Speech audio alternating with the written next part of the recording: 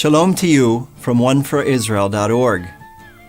Hear, O Israel, the Lord our God, the Lord is one. The Shema is, without a doubt, the theological standard by which all claims about the God of Israel are measured, including the claims about God in the New Testament. Since God is one, how is it possible to claim that Yeshua is also God without contradicting the Torah's teaching about the one and only God? And if Yeshua is God on earth, why does the New Testament tell us that Yeshua prayed to God in heaven? Isn't this a contradiction? Because belief in the deity of Yeshua is not only considered blasphemous by religious Jews and rejected by many so-called Christian cults, no sincere follower of Messiah Yeshua can avoid these questions. Surprising as it may seem, the final chapters of the book of Exodus, Parashat Prkudeyi in Hebrew, are crucial for helping us understand why belief in the deity of Yeshua is perfectly consistent with, not contradicted by the Torah. Let's read the final verses of Exodus together. And he, Moses, erected the court around the tabernacle and the altar, and set up the screen of the gate of the court. So Moses finished the work. Then the cloud covered the tent of meeting, and the glory of the Lord filled the tabernacle.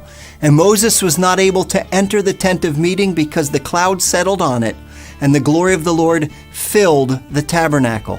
Throughout all their journeys, whenever the cloud was taken up from over the tabernacle, the people of Israel would set out. But if the cloud was not taken up, then they did not set out till the day that it was taken up.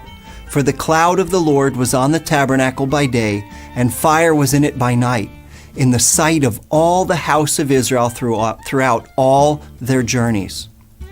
In these final verses of Exodus, we see how God's glorious presence moves from Mount Sinai to the tabernacle.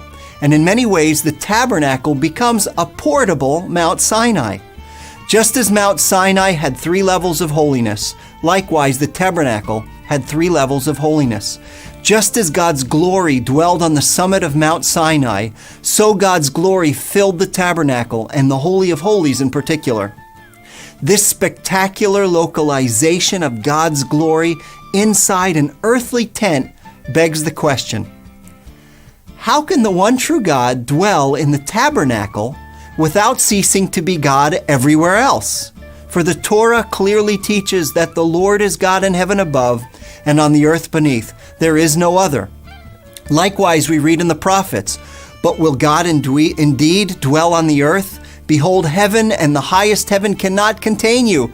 How much less this house that I have built? Wait a minute. Isn't this a contradiction?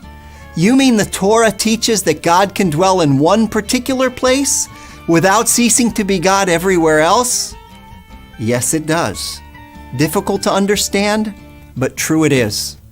Here we see that the New Testament's teaching about Yeshua doesn't contradict the Torah at all. Quite the opposite.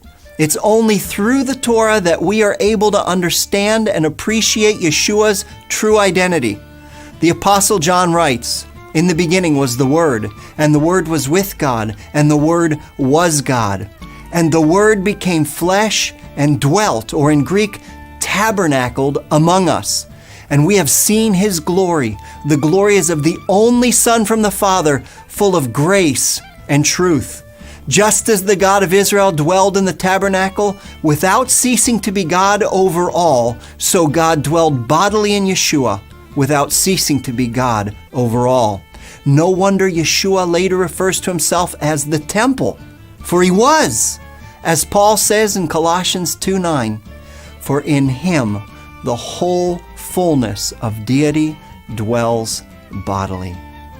That's all for this week, but please join us next week for another installment of 5 Alive. Wishing you God shalom from One for Israel. And don't forget to share.